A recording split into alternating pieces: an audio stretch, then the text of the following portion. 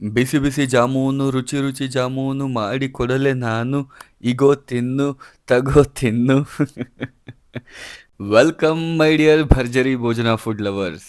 For the first time ನಮ್ಮ ಚಾನಲಲ್ಲಿ ಒಂದು ಸ್ವೀಟ್ ರೆಸಿಪಿನ ತರ್ತಾ ಇದ್ದೀನಿ. ಯಾಕಂದ್ರೆ ದೀಪಾವಳಿ ಹಬ್ಬ ಹತ್ರ ಬಂದೇ ಬಿಡ್ತು. ಅಪ್ಪಿತಪ್ಪಿನೂ ಈ ರೆಸಿಪಿನ ಮಾಡಿ ಆದ್ಮೇಲೆ ಮಕ್ಕಳು ಮರಿ ಮುಂದೆ ಕಣ್ಣಿಗೆ ಕಾಣೋ ತರ ಈ ಜಾಮೂನ್ನ ಇಡೋಕ್ ಹೋಗ್ಬೇಡಿ. ಯಾಕಂದ್ರೆ ಒಂದು ಉಳ್ಸಲರಿ ಎಲ್ಲ ತಿಂದ್ ಹಾಕ್ಬಿಡ್ತಾರೆ. ಬನ್ನಿ ಬನ್ನಿ ಬೇಗ ಶುರು ಮಾಡಿಬಿಡೋಣ ರೆಸಿಪಿನ. ಈ ನಿಮ್ಮ ಭರ್ಜರಿ ಭೋಜನ ಚಾನಲ್ಗೆ ಹೊಸಬ್ರಾಗಿದ್ರೆ ಬೇಗ ಸಬ್ಸ್ಕ್ರೈಬ್ ಆಗ್ಬಿಡಿ. ಇಲ್ಲಿ ನಾನು MTR ಜಾಮೂನ್ ಪೌಡರ್ನ ಯೂಸ್ ಮಾಡ್ತಾ ಇದ್ದೀನಿ. ನೀವು ಯಾವುದೇ ಬ್ರ್ಯಾಂಡ್ನ ಬಳಸ್ಕೋಬಹುದು. ಇಲ್ಲಿ by one get one free ಅಂತ ಇದೆ ಅಲ್ಲ, ಇದು 175 ಗ್ರಾಮ್ ಇದೆ, 175 ಗ್ರಾಮ್ ಒಂದು ಪ್ಯಾಕೆಟ್ ಇದೆ. ಇದನ್ನ ಒಂದು ಪ್ಯಾಕೆಟ್ ಫುಲ್ ಹಾಕ್ತಾ ಇದ್ದೀನಿ.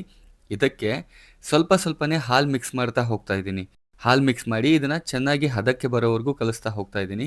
ಒಂದೇ ಸಲ ಪೂರ್ತಿ ಹಾಲನ್ನು ಹಾಕೋಕೆ ಹೋಗ್ಬೇಡಿ, ಕನ್ಸಿಸ್ಟೆನ್ಸಿ ಗೊತ್ತಾಗಲ್ಲ. ನಮಗೆ ಕನ್ಸಿಸ್ಟೆನ್ಸಿ ಹೇಗೆ ಬೇಕು ಅಂದರೆ ಚಪಾತಿ ಹಿಟ್ಟಿನ ಥರ ಗಟ್ಟಿಯಾಗೂ ಇರಬಾರ್ದು, ತುಂಬ ತೆಳುವಾಗೂ ಇರಬಾರ್ದು. ಪೂರಿ ಹಿಟ್ಟಿನ ಕನ್ಸಿಸ್ಟೆನ್ಸಿ ಬರಲಿ, ಸ್ವಲ್ಪ ಸಾಫ್ಟ್ ಆಗಿರಲಿ ಕನ್ಸಿಸ್ಟೆನ್ಸಿ. ಇದಕ್ಕೆ ಹಾಲಿನ ಬದಲಾಗಿ ನೀರು ಕೂಡ ಹಾಕೊಂಡು ಕಲಿಸ್ಕೋಬಹುದು, ಆದರೆ ಹಾಲು ಹಾಕಿದ್ರೆ ಸ್ವಲ್ಪ ಸಾಫ್ಟ್ ಕನ್ಸಿಸ್ಟೆನ್ಸಿ ಬರುತ್ತೆ. ನೋಡಿ, ಈ ತರ ಕನ್ಸಿಸ್ಟೆನ್ಸಿ ಬಂದ್ರೆ ಸಾಕು. ಇದನ್ನ ಈಗ ಸೈಡಲ್ಲಿ ಎತ್ತಿಟ್ಕೊಂಡ್ಬಿಡೋಣ. ಈ ಹಿಟ್ಟು ಒಂದು 20 ನಿಮಿಷ ಹೀಗೆ ಬಿಟ್ರೆ ಒಂದು ಹದದಲ್ಲಿ ಸೆಟ್ ಆಗುತ್ತೆ. ಆ ಟೈಮ್ ಗ್ಯಾಪಲ್ಲಿ ನಾವು ಸಕ್ಕರೆ ಪಾಕನ ಪ್ರಿಪೇರ್ ಮಾಡ್ಕೊಳ್ಳೋಣ. ಇದಕ್ಕೆ ಒಂದು ಕಡಾಯಿನಲ್ಲಿ 3 ಗ್ಲಾಸ್ ಅಷ್ಟು ನೀರನ್ನು ಹಾಕ್ತಾ ಇದ್ದೀನಿ. ಅಂದರೆ 600 ml ನೀರನ್ನು ಹಾಕ್ತಾ ಇದ್ದೀನಿ.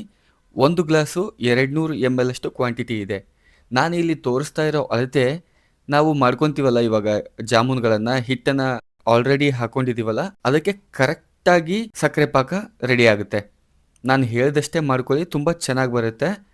ಇದಕ್ಕೆ 1.5 ಗ್ಲಾಸ್ ಅಷ್ಟು ಸಕ್ಕರೆನ ಹಾಕ್ತಾ ಇದ್ದೀನಿ. ಅಂದರೆ ಅದೇ ಅಳತೆಯಲ್ಲಿ 1.5 ಗ್ಲಾಸ್ ಅಷ್ಟು ಸಕ್ಕರೆನ ಹಾಕಿ ಚೆನ್ನಾಗಿ ಕುದಿಸ್ತಾ ಇದ್ದೀನಿ. ಇದರಲ್ಲಿರೋ 1 ಗ್ಲಾಸ್ ನೀರು ಕಡಿಮೆ ಆಗಬೇಕು, ಅಲ್ಲಿವರೆಗೂ ಇದನ್ನು ಚೆನ್ನಾಗಿ ಕುದಿಸ್ಬೇಕು. ಕೆಲವೊಬ್ಬರು ಡ್ರೈ ಜಾಮೂನ್ನ ತುಂಬ ಇಷ್ಟಪಡ್ತಾರೆ.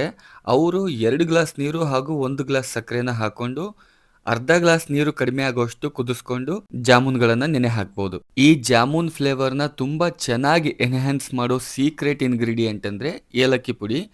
ಇದನ್ನ ಗ್ಯಾಸಿಂದ ಸಕ್ಕರೆ ಪಾಕನ ಇನ್ನೇನು ಎತ್ತುತ್ತೀವಿ ಅನ್ನೋಕ್ಕಿಂತ 1 ನಿಮಿಷದ ಮುಂಚೆ ಹಾಕಿ ಚೆನ್ನಾಗಿ ಕುದಿಸಿ ಹೊರಗಡೆ ತೆಗಿರಿ.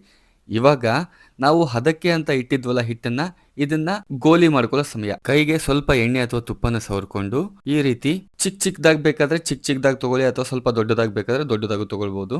ನಾನು ಈ ಪ್ರಮಾಣದಲ್ಲಿ ಗೋಲಿಗಳನ್ನ ಮಾಡ್ಕೊತಾ ಇದ್ದೀನಿ. ಸುಮಾರು 20-22 ಗೋಲಿಗಳಾಗಿದ್ದಾವೆ. ಅಂದರೆ 20-22 ಜಾಮೂನ್ ಆಗ್ತವೆ. ಇದರಲ್ಲಿ ಸ್ವಲ್ಪ ಎಣ್ಣೆನ ಹಾಕ್ಬಿಟ್ಟು ಕಡಾಯಿನಲ್ಲಿ ತುಂಬ ಚೆನ್ನಾಗಿ ಕಾದ ಮೇಲೆ ಮಾಡ್ಕೊಂಡಿರೋ ಗೋಲಿ ಹಿಟ್ಟನ್ನ ಇದರಲ್ಲಿ ಬಿಡಿ. ಚೆನ್ನಾಗಿ ಕಾದ್ಮೇಲೆ ಅಂದರೆ ಪೂರ್ತಿ ಹೈ ಫ್ಲೇಮಲ್ಲೇ ಈ ಗೋಲಿಗಳನ್ನೆಲ್ಲ ಬಿಡೋಕೆ ಹೋಗ್ಬಿಡಿ. ಎಣ್ಣೆ ಕಾದ್ಮೇಲೆ ಫ್ಲೇಮ್ನ ಸ್ವಲ್ಪ ಮೀಡಿಯಮ್ ಮಾಡಿ ಆಮೇಲೆ ಈ ಗೋಲಿಗಳನ್ನು ಬಿಡಿ. ಇಲ್ಲ ಅಂದರೆ ಹೈ ಫ್ಲೇಮಲ್ಲೇ ಇಟ್ಟು ಬೇಯಿಸೋಕೆ ಹೋದರೆ ಮೇಲ್ಗಡೆ ಎಲ್ಲ ಚೆನ್ನಾಗಿ ಬೇಯ್ಕೊಳ್ಳುತ್ತೆ, ಒಳಗಡೆ ಹಸಿ ಹಸಿ ಹಾಗೆ ಉಳ್ಕೊಂಡ್ಬಿಡುತ್ತೆ. ಈ ರೀತಿ ಚಾಕ್ಲೇಟ್ ಕಲರ್ ಟರ್ನ್ ಆದಮೇಲೆ ಇದನ್ನು ಹೊರಗಡೆ ತೆಗೆದು ಸ್ವಲ್ಪ ಕೂಲ್ ಆಗಕ್ಕೆ ಬಿಡಿ.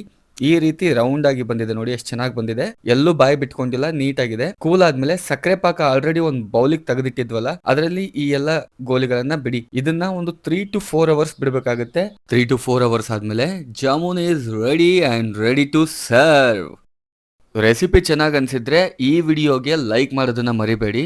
ಹಾಗೆ ಶೇರು, ಸಬ್ಸ್ಕ್ರೈಬು, ಕಮೆಂಟ್ ಕೂಡ ಮಾಡಿ. ಇದರಿಂದ ನನಗೆ ಗೊತ್ತಾಗುತ್ತೆ ನಾನು ಮಾಡ್ತಾ ಇರೋ ರೆಸಿಪಿ ನಿಮಗೆ ಇಷ್ಟ ಆಗ್ತಿದೆನಾ ಇಲ್ವಾ ಅಂತ. ಆ್ಯಂಡ್ ಮತ್ತೆ ಮುಂದಿನ ವಿಡಿಯೋದಲ್ಲಿ ಸಿಗೋಣ.